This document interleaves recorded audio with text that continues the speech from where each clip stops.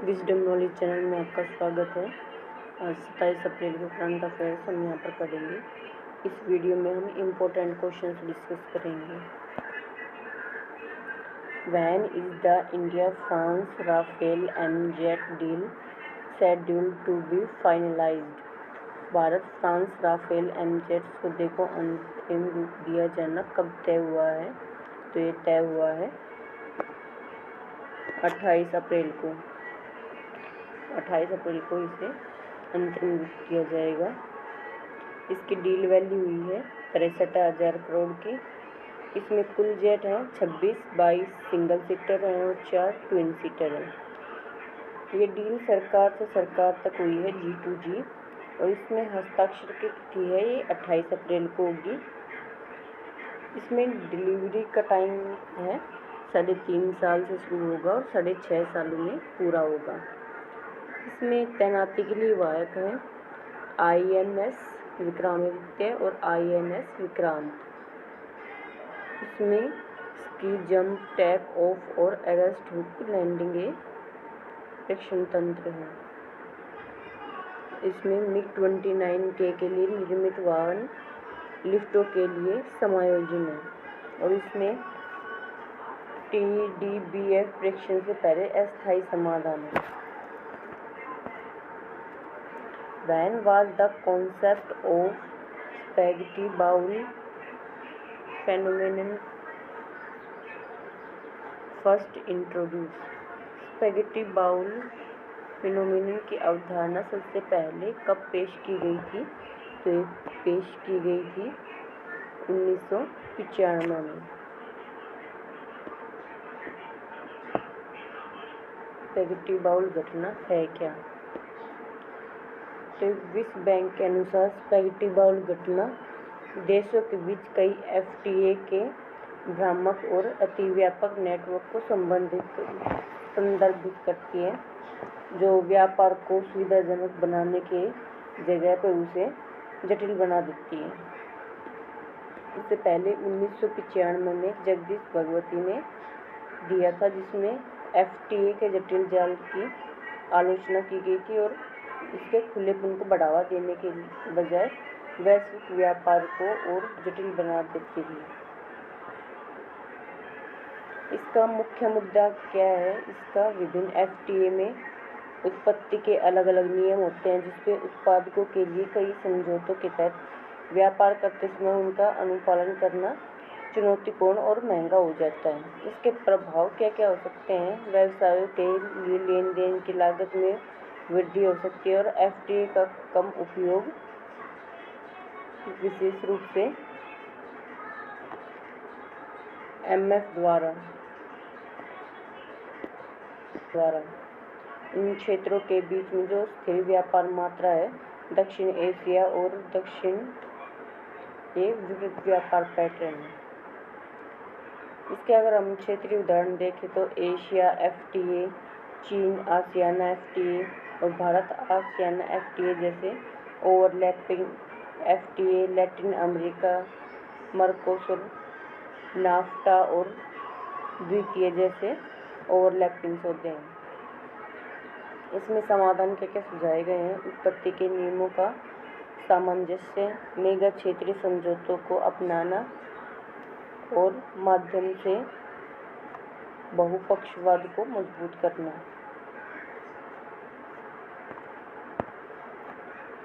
Who achieved a major milestone in hypersonic technology with scramjet combustor test? एमजेट combustor परीक्षण के साथ hypersonic तकनीक में बड़ी उपलब्धि हासिल की है। तो ये की है DRDO ने स्क्रैमजेट कंबस्टर परीक्षण के साथ हाइपरसोनिक तकनीक में बड़ी उपलब्धि हासिल की है और ये परीक्षण सुविधा है स्क्रैमजेट परीक्षण सुविधा हैदराबाद। तो इसकी परीक्षण अवधि है 1000 से अधिक सेकंड और इसका पिछला परीक्षण हुआ था जनवरी 2025 में 120 सेकंड। इसकी तकनीक है सक्रिय कूल्ड स्क्रैमजेट सबस्केल कंबस्टर। इसका इंजन है स्क्रैमजेट सुपरसोनिक रैमजेट। और इसकी गति की अगर सीमा की बात करें तो hypersonic Mac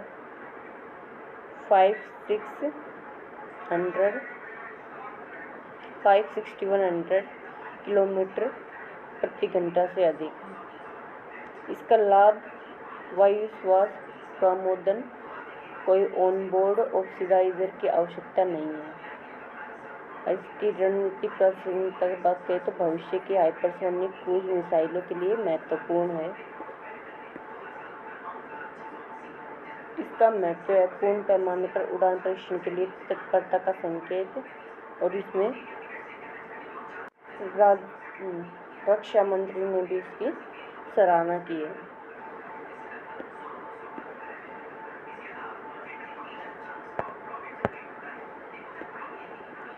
How many rings does the bulls I Galaxy have?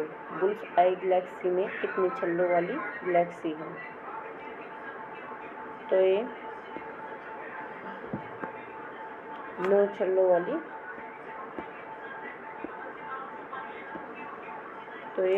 छल्लों वाली गैलेक्सी है। इसका नाम लेडा 131 34 24 इसका नाम है और इसे बुल्स आई गैलेक्सी के नाम से भी जाना जाता है। ये असाधारण आकाशगंगा मीन तारामंडल में 567 मिलियन प्रकाश वर्ष दूर स्थित है। और बुल्स आई गैलेक्सी एक विशाल अंडाकार आकार की गैलेक्सी है जो हमारे आकाशगंगा से लगभग 2.5 गुना बड़ी है। और इसका व्यास लगभग 250,000 प्रकाश वर्ष है। और इसके केंद्र को घेरे हुए जो तारों के शानदार छल्ले हैं वो इसे एक बहुमंडलीय बुल्स आई जैसी संरचना देते हैं।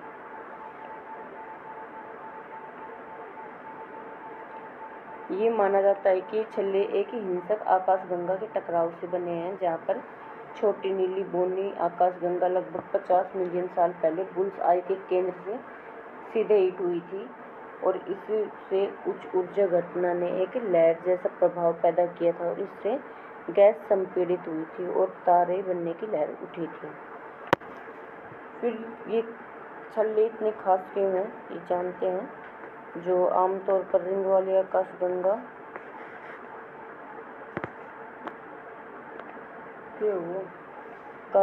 में खगोलविदों को 1 या 2 रिंग देख सकते हैं, कभी कभी 3। और जो बुल्स आई गैलेक्सी है उसमें 9 अलग अलग तारकीय रिंग हैं। ये गैलेक्सी अलग कैसे बनती है? अपने आप में तो नासा के हबल अंतरिक्ष टेलीस्कोप ने पहली बार 8 छल्लों का पता लगाया था और हवाई स्थित WMK वेधशाला के बाद में इसमें 9वें बाह्य वलय की पुष्टि हुई थी।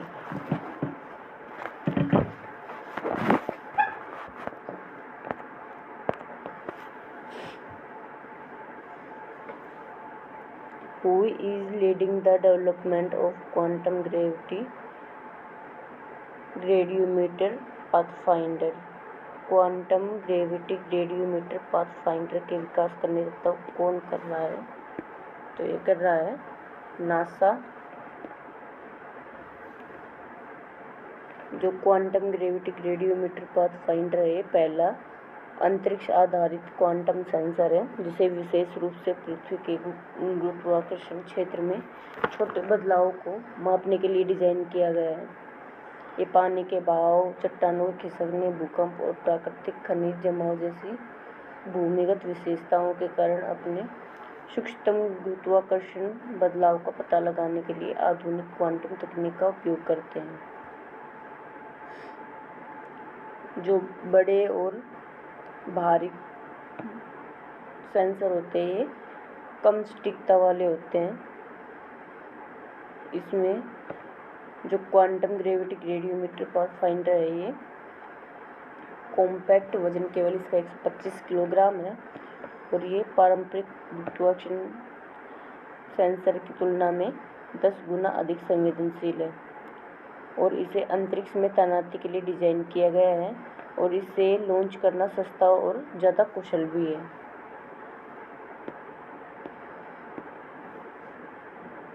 काम कैसे करता है? Quantum gravity gradiometer pathfinder quantum यांत्रिक के सिद्धांतों का लाभ उठाकर काम करता है। इसके सेंसर के रूप में अल्ट्रा कोल्ड परमाणु का उपयोग करता है।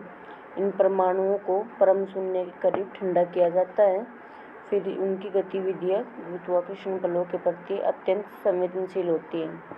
जब गुरुत्वाकर्षण में थोड़ा सा भी परिवर्तन परमाणुओं के व्यवहार को बदल देता है, जिसे तभी ये सटीक रूप से मापा जा सकता है। इन सूक्ष्म परिवर्तनों को कैद करके जो क्वांटम ग्रेविटी ग्रेडियोमीटर है, ये पृथ्वी की सतह और भूमिगत संरचनाओं दोनों का विस्तृत गुरुत्वाकर्षण का मानचित्रण प्रदान करता है। अनुप्रयोग और भविष्य प्रभाव।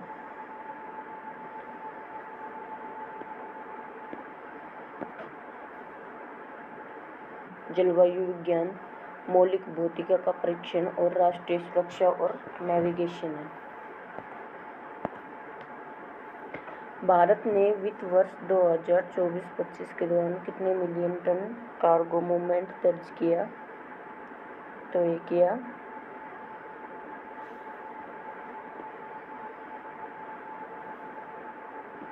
145.5 मिलियन टन।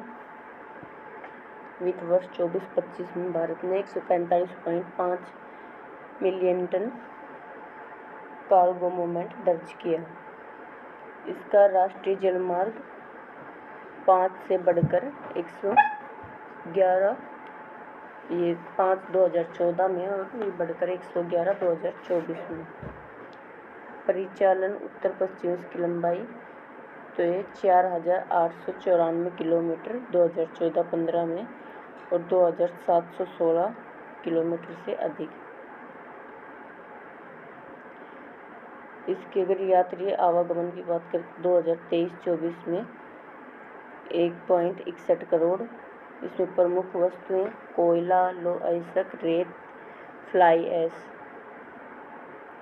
इसके प्रमुख प्रोजेक्ट MMT, IMT, सामुदायिक जेटी और फेयरवे रखरखाव। इसमें हरित प्रौद्योगिकी, हाइब्रिड इलेक्ट्रिक, हाइड्रोजन वेल्स की शुरुआत और इसमें जलवाहक योजना 95.42 करोड़ 35% लागत। इसमें प्रोत्साहन टन भार कर ये अंतर्देशीय जहाजों तक विस्तृत फरवरी 2025 तक। इसमें डिजिटल उपकरण लेडिस रेस, पैनी, MIRS और केंद्रीकृत पंजीकरण। भारत बांग्लादेश मार्ग ये रूट 5 और 6 का सफलतापूर्वक परीक्षण किया गया है। भारत ने what has India achieve success in for haemophilia. Haemophilia के लिए भारत ने किसमें सफलता प्राप्त की है? तो ये की है जीन थेरेपी। इसमें संस्थान का दौरा किया है ब्रिक इंस्टेम बेंगलुरु में।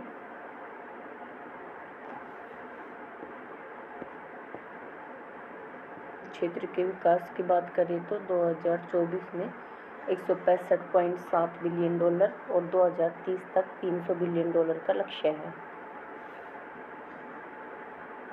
इसका स्टार्टअप बूम 10,000 से प्लस, बायोटेक स्टार्टअप एक दशक पहले 50। और इसमें नई सुविधाएं भ्रूण विज्ञान और नवजात शिशु अनुसंधान के लिए जैव सुरक्षा स्तर पर 3 प्रयोगशाला। इसका नीति समर्थन है बायो-3 नीति, अर्थव्यवस्था, रोजगार, पर्यावरण ये इनको बढ़ावा देती है। और संस्थागत एकीकरण 14 अनुसंधान संस्थानों में से ब्रिक का निर्माण किया गया है।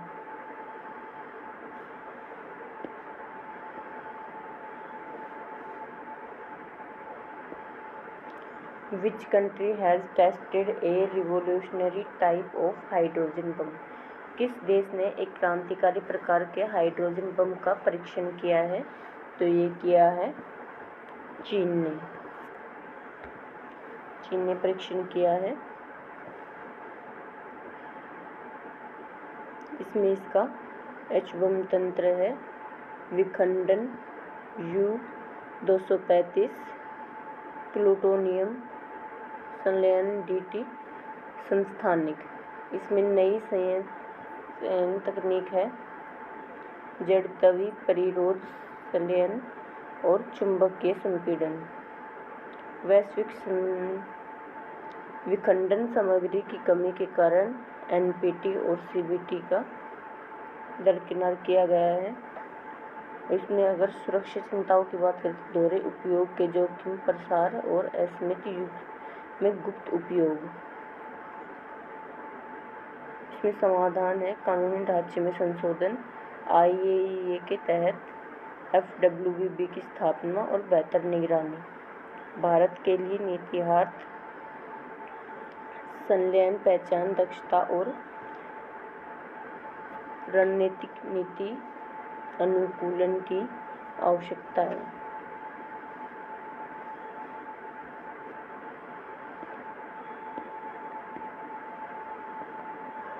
Did Motilal Govind Shankar Narayan die? मोतियल गोविंद शंकर नारायणन को कितने वर्ष की आयु में निधन हो गया? तो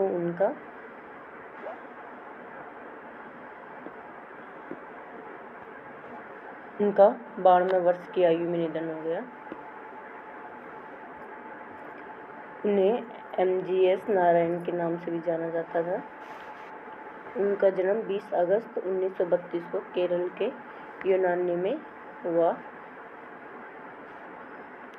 उनकी मृत्यु काजीकोड के मालापारंबा में उनके निवास स्थान पर हुई।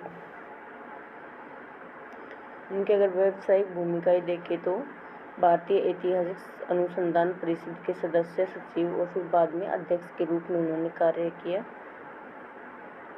उन्होंने कालीकट विश्वविद्यालय से शब्द विश्वविद्यालय के अनुसंधान शैक्षणिक विकास में महत्वपूर्ण योगदान दिया और उनकी 200 से अधिक पुस्तकें और लेख लिखे उन्होंने, और जिसमें प्रतिष्ठित राष्ट्रीय और अंतर्राष्ट्रीय पत्रिकाओं में 112 शोध प्रकाशित भी हुए। उन्होंने केरल के प्राचीन इतिहास, मंदिर शिलालेख, ब्राह्मण बस्तियों और दक्षिण भारत में सामाजिक परिवर्तनों पर व्यापक रूप से ध्यान केंद्रित किया।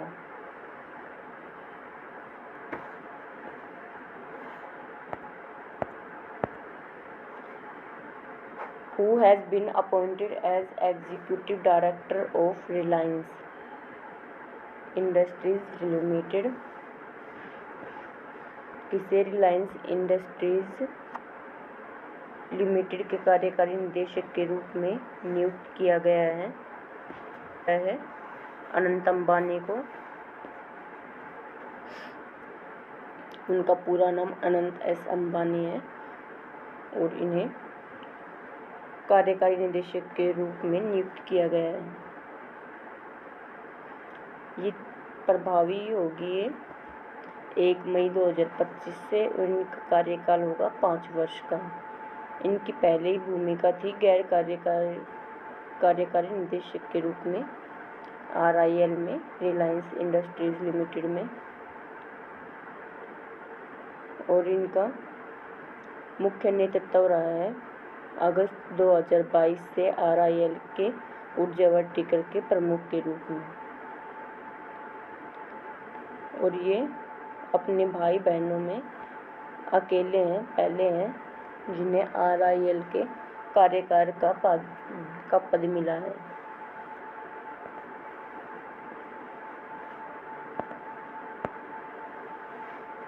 Which airport received platinum honor for green initiative? किस हवाई अड्डे को हरित पहल के लिए प्लेटिनम सम्मान मिला है? तो ये मिला है हुबली हवाई अड्डे को। इसे एशियाई ग्रीन एयरपोर्ट रिकॉग्निशन 2025 में प्लेटिनम मान्यता मिली है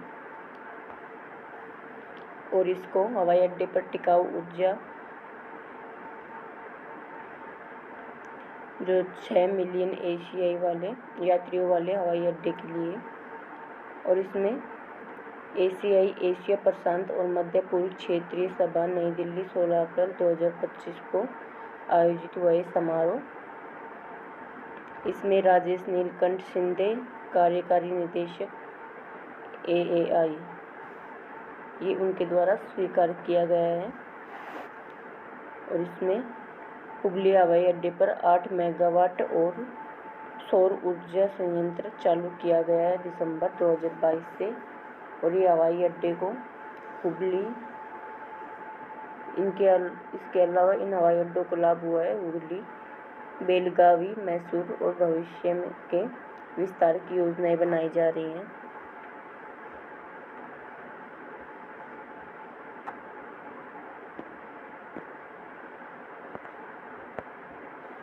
after how many years will Kailash Mansarovar यात्रा 2025 स्टार्ट अगेन। कैलाश मानसरोवर यात्रा 2025 कितने साल बाद फिर से शुरू होगी?